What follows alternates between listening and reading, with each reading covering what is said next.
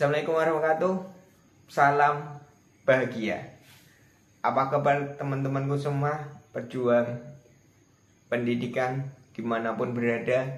Nah, dalam kesempatan kali ini saya pengen sedikit berbagi tentang pengalaman yang telah saya pelajari dalam modul 1.1 dalam pendidikan calon guru penggerak angkatan 8. Dari filosofi Ki Hajar yang telah saya pelajari dan telah saya implementasikan, tentu yang pertama, sebagai seorang pendidik kita harus bisa menuntun atau nonton. Dalam kearifan lokal kita, khususnya saya berada di Jawa Tengah, kata nuntun itu berarti menggandeng, berdampingan dengan anak, tidak menarik dengan keras ataupun mendorong ke depan dengan keras, tapi tetap mendampingi dengan kesabaran yang kita miliki.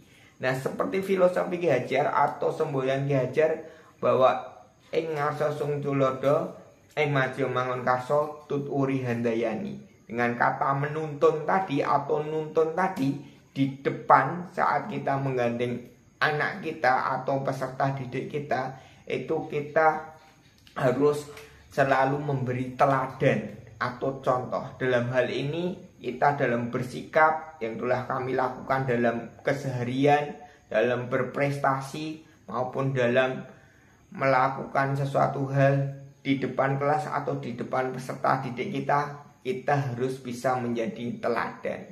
Sedangkan di tengah kita harus memberi ide-ide gagasan untuk perkembangan peserta didik kita, dari mengembangkan ide yang mereka miliki sesuai bakat dan minat serta karakter mereka, sesuai konteks alam atau konteks zaman mereka. Nah, kita tidak boleh otoriter tapi harus bisa memberikan ide sesuai perkembangan mereka. Sedangkan di belakang Tut Uri Handayani, kita harus selalu memberi dorongan atau semangat agar mereka terus bisa mengembangkan potensi yang ada pada diri mereka. Nah, itu yang pertama. Yang kedua, kita sebagai seorang pendidik layaknya seperti petani. Nah, dalam hal ini petani jagung yang biasa menanam jagung, ilmu menanam jagung tidak mungkin bisa diterapkan di dalam ilmu menanam padi. Sehingga jagung dan padi ini harus bisa tumbuh sesuai karakter mereka sendiri-sendiri. Seperti halnya siswa kita tidak bisa memaksakan sebuah biji jagung untuk tumbuh menjadi padi ataupun sebaliknya. Sehingga kita harus bisa mengajar mereka sesuai dengan kodrat alam dan kodrat zamannya. Di mana kodrat zaman mereka sudah berbeda dengan zaman kita seperti dahulu.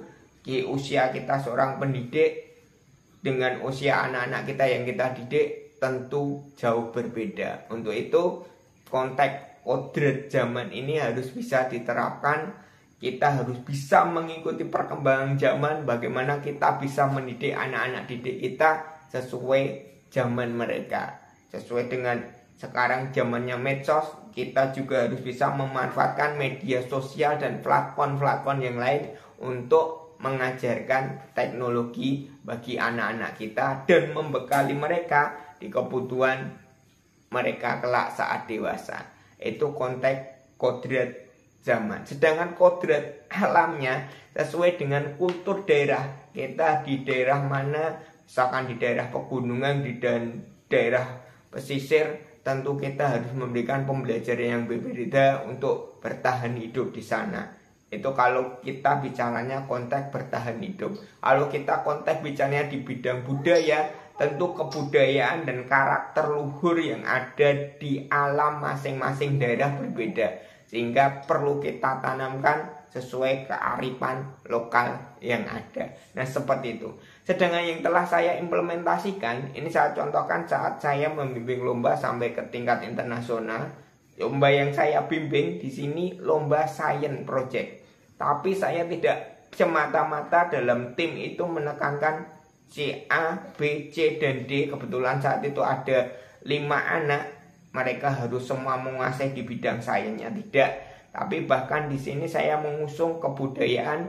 Saya memadukan dari beberapa anak dengan kemampuan berbeda, yang berbahasa Inggris nanti sebagai speakernya, yang ahli otak-atik di bidang komputer dan engineering bagian teknisinya, serta saya pun dalam kegiatan menampilkan di ajang lomba internasional itu kami menampilkan budaya memadu dari ekstra Pancasila kita tampilkan, dan ekstra tari pun mereka bisa show di depan 34 negara lebih yang sebagai peserta, sehingga mereka bisa menunjukkan talent mereka di tingkat internasional. Nah, itu kodrat alam dan kodrat zaman udah saya terapkan di situ, sehingga pun mereka bisa berprestasi berkat tuntunan serta dorongan serta pun pembagian ide dari kami.